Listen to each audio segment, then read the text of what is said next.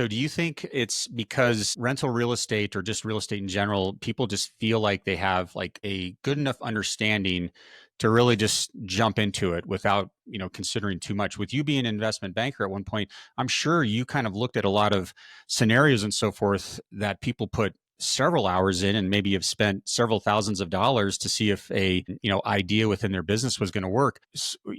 Talk a little bit more about that counseling that you provide so that people kind of feel like this maybe isn't the best deal or situation I should partake in. Yeah.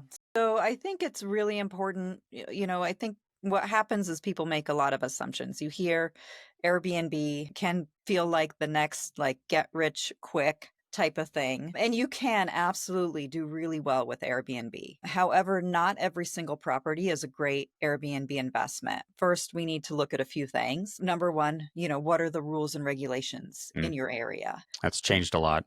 Yes, it has changed a lot. And, most of Denver Metro um, has a restriction for primary residence, which means the home needs to be your primary residence in order to rent it out as a short-term rental. So, in Denver, in lots of Denver Metro, you're just not able to have a full house property that's rented out 100% of the time through Mhm. Airbnb. Now, there are exceptions to that. Arvada, Wheat Ridge, parts in Douglas County are much more lenient with that. Also, I think you and I had talked about it before. The mountains are a whole different ballgame, and there's increasing regulations there. So regulations are kind of the first thing that we like to look at. And then I like to look at market fundamentals.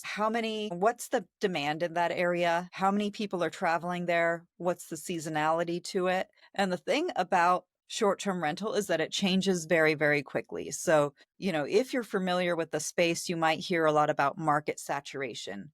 Once someone finds out you could make money in an area, a ton of other hosts come in.